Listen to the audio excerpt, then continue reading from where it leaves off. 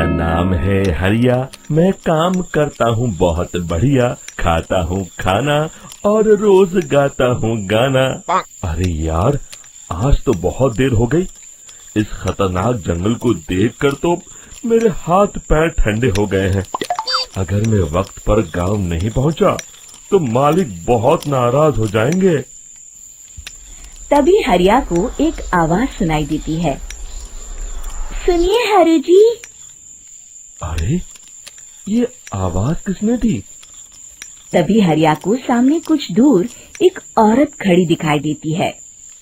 अरे भाई, ये औरत अकेली इतनी रात को इस जंगल में क्या कर रही है? चलकर पूछना पड़ेगा। फिर हरिया अपनी बैलगाड़ी उस औरत के सामने लाकर रोक देता है और उससे पूछता है। अरे सुनिए, आप इतनी रात को इस खतरनाक जंगल में अकेली क्या कर रही हैं? तभी वो औरत मीठी आवाज में कहती है।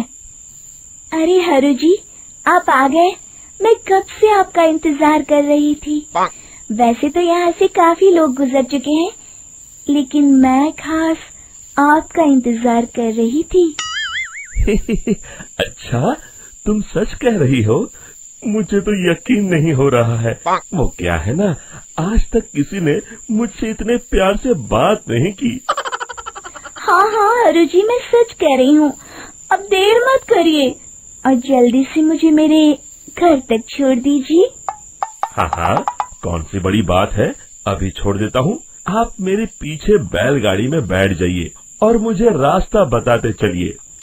फिर वो औरत हरिया की बैलगाड़ी में बैठ जाती है और हरिया बैलगाड़ी हाँकता हुआ आगे चल पड़ता है। फिर उस औरत के बताए हुए रास्ते पर चलते चलते हरिया बैलगाड़ी लेकर एक काली गुफा के आगे आकर रुक जाता है। हरिया उस औरत से पूछता है। देवी जी, आपका घर कहाँ है? यहाँ तो एक गुफा के अलावा और कुछ नहीं है। तभी अचानक वो औरत हवा में उड़ने लगती है। देखते ही देखते उसका सुंदर रूप एक डरावनी चुड़ैल में बदल जाता है और वो जोर जोर से हंसती है। अरे तू तो एक नंबर का बेवकूफ निकला। तू तो बड़ी आसानी से मेरी बातों में आ गया। अरे मर गया रे, ये तो एक चुड़ैल है। हे भगवान बचा ले, ये तो बड़ी डरावनी दिखाई दे रही है। और फिर अगले ही पल हरिया की बैलगाड़ी में रखा सारा सामान हवा में उड़ता हुआ उस काली गुफा के अंदर चला जाता है और वो चुड़ैल भी उस गुफा के अंदर जाकर कहीं गायब हो जाती है। हरिया ये नजारा देख बुरी तरह घबरा और परेशान हो जाता है। अरे, ये चुड़ैल तो मेरा सारा सामान लेकर गुफा में गायब हो गई। अब क्या होगा? अगर मैं गांव खाली हाथ गया तो मालिक मेरी अच्छी खबर लेंगे। मेरी इस बात का कोई यकीन भी नहीं करेगा। फिर आखिर वही हुआ। हरिया के मालिक चंपक सेठ को हरिया की किसी भी बात पर रत्ती भर भी यकीन नहीं हुआ। चंपक सेठ को लगा हरिया झूठ बोल रहा है और उसने ही लालच में आकर सारा सामान हड़प कर लिया है। फिर हरिया को बेईमान समझकर चंपक सेठ उसे काम से निकाल देता है। अगले दिन अपनी दुकान में परेशान बैठा चंपक सेठ गुस्से में बड़बड़ाता है। अरे, दुकान में तो सामान बिल्कुल भी नहीं है। अब मुझे ही शहर जाकर सामान लाना होगा। फिर वो अपनी बैलगाड़ी लेकर शहर चला जाता है। शहर से सामान लेकर जब चंपक सेठ वापस गांव लौट रहा होता है, तभी उसे एक आवाज सुनाई देती है। चंपक जी, ओ चंपक जी। अरे, ये तो कोई मेरा नाम लेकर मुझे पुकार रहा है। फिर उस रास्ते में वही औरत खड़ी दिखाई देती है। फिर क्या था, हरिया की तरह चंपक सेठ भी उस औरत के पास अपनी बैलगाड़ी लेकर जाता है और वो भी उसकी चिकनी चुपड़ी बातों के मोह जाल में फंस जाता है। फिर चुड़ैल उसे भी अपनी गुफा तक ले जाती है और उसका सारा सामान लेकर गुफा में गायब हो जाती है। बेचारा चंपक सेठ लाचार होकर खाली हाथ गांव लौट आता है। फिर ये उस जंगल में रोज की बात हो जाती है। जो कोई भी शहर से कुछ लेकर गांव की तरफ लौटता, वो चुड़ैल उसे बेवकूफ बनाकर उसका सारा सामान लेकर गुफा में गायब हो जाती। एक दिन हरिया एक लकड़हारे को उसी जंगल की तरफ जाते हुए देखता है। फिर हरिया उसे रोकते हुए कहता है, अरे भाई, क्यों अपनी मौत को दावत दे रहे हो? मेरी बात मानो, आगे जंगल में मत जाओ, वहाँ एक बड़ी भयानक चुड़ैल रहती है। लकड़हारा हरिया की बातों को नजरअंदाज करते हुए कहता है, अरे भाई, मुझे पहले ही बहुत देर हो चुकी है, मुझे जाने दो भाई। शाम तक लकड़ियाँ काट कर शहर के बाजार में बेचना है। तुम अपनी ये कहानी किसी फुर्सत में बैठे इंसान को सुनाओ, अब मैं तो चला।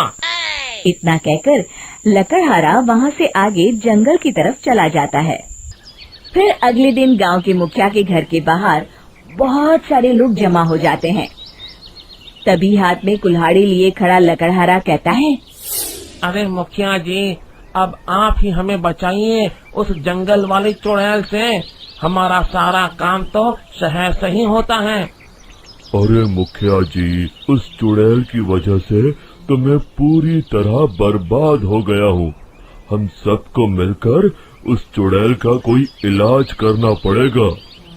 तभी भीड़ में खड़ा बीरा कहता है, आप लोग चिंता मत करिए, कल से वो चुड़ैल किसी को नहीं लूट पाएगी। मेरे पास एक बहुत अच्छी तरकीब है। तभी चंपक सेठ उसका मजाक उड़ाते हुए कहता है, अरे तेरा नाम वीरा है तो क्या हुआ?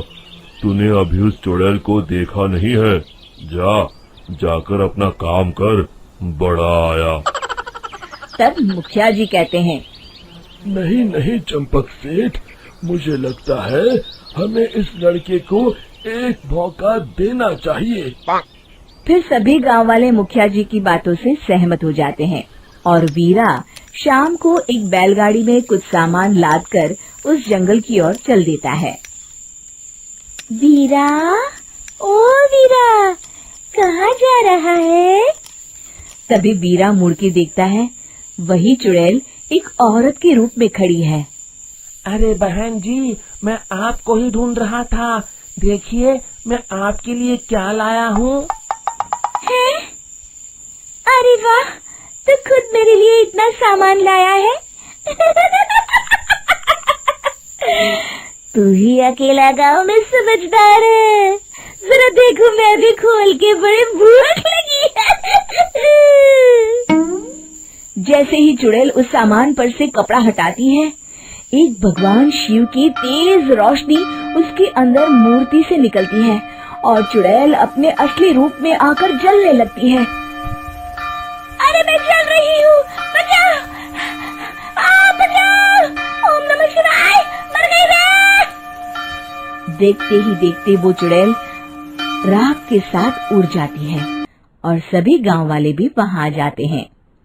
शिक्षा बुराई पे सदा अच्छाई की ही जीत होती है।